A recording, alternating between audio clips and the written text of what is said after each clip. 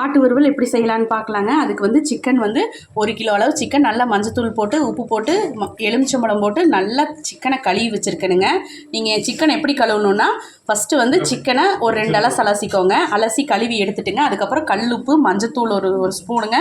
அப்புறம் எலுமிச்சம்பழம் சாறு 1/2 மூடி ஊற்றி நல்லா பிணைஞ்சு ஒரு 5 நிமிஷம் வச்சுருங்க. வச்சதுக்கப்புறம் மறுபடியும் அதையே கழுவி நல்லா 2-3 அலசு அலசி கழுவி எடுத்து இந்த மாதிரி ஸ்ட்ரெயினரில் போட்டு வச்சுருங்க. அது தேவையான பொருள். சிம்பிள் ரெசிபி தானுங்க. இது எப்படி செய்யறது நான் உங்களுக்கு காமிக்கிறேன். இந்த அளவுக்கு சின்ன வெங்காயம் 1 கிலோ கறிங்கிறதுனால ஒரு 1/4 கிலோ அளவுக்கு சின்ன வெங்காயம், 1/4 கிலோவுக்கு கொஞ்சம் அதிகம் சின்ன வெங்காயம் எடுத்து வச்சுருக்கேன். ஒரு ஸ்பூனாட்டு இஞ்சி பூண்டு பேஸ்ட்டுங்க. வரமிளகா காரத்துக்கு இதுதான். அதாவது வரமிளகாயை கட் பண்ணி உள்ளே இருக்கிற எல்லா விதையும் எடுத்துகிட்டு ஒரு 10 வரமிளகாய் இருக்குங்க. 10 to 12 வரமிளகாய் இருக்கும். அதையும் நல்லா இப்படி பொடி பொடியாக கட் பண்ணி வச்சுருக்கேன். நீ எப்படி தாளிச்சுடலான்னு பார்க்கலாம். கடாய் வச்சு அதில் கொஞ்சம் எண்ணெய் ஊற்றி கடுகு போட்டுட்டுங்க.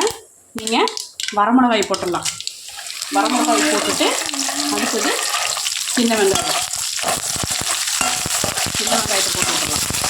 இது சிம்பிள் ரெசிபிங்க, சூப்பர் டேஸ்ட்டாக இருக்கும். நீங்கள் இதே மாதிரி செஞ்சு பாருங்கள். சின்ன வெங்காயத்தை போட்டு நல்லா ஒரு வணக்கிட்டுங்க. இஞ்சி நல்லா வணங்கிட்டோம். இஞ்சி பூண்டு பேஸ்ட் வந்து ஒரு ஸ்பூனாட் போட்டுக்கலாங்க.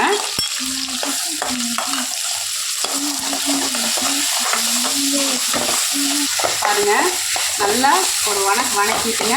சின்ன வெங்காயம் ஓரளவுக்கு வணக்கி விட்டுடலாம். இஞ்சி பூண்டு பேஸ்ட்டு சின்ன வெங்காயம் வரமிளகாய் எல்லாம் போட்டு வணக்கி வச்சு நல்லா ஒரு வணங்கினதுக்கப்புறம் இப்போ வந்து கழுவி வச்சுருக்கோம்ல இந்த கறி, அதையே போட்டுடலாங்க.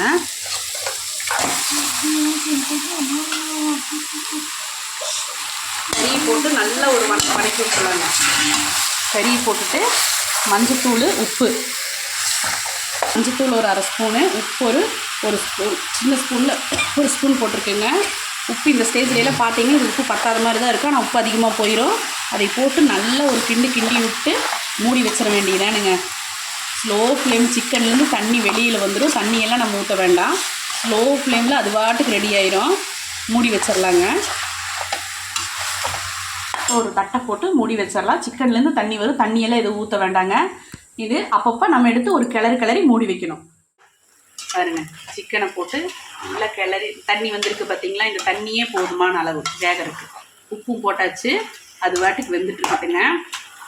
அடிக்கடி எடுத்து இப்படி ஒரு மட்டும் கிளறி மூடி வச்சா ஓகேங்க. வேறு எதுவும் வேண்டாம். வெந்துடும். சிக்கன் டக்குன்னு வெந்துடுங்க. பாருங்கள், மூடி ஓப்பன் பண்ணி தண்ணி எவ்வளோ தண்ணி விட்டுருக்குன்னு பாருங்கள். ஒரு கிளறி இப்படி எடுத்து ஒரு பரட்டிட்டுங்க.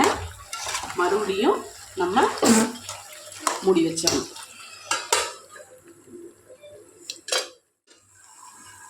பாருங்கள், லிட்டை ஓப்பன் பண்ணி தண்ணியெல்லாம் ஃபுல்லாக இதாகிடுச்சு.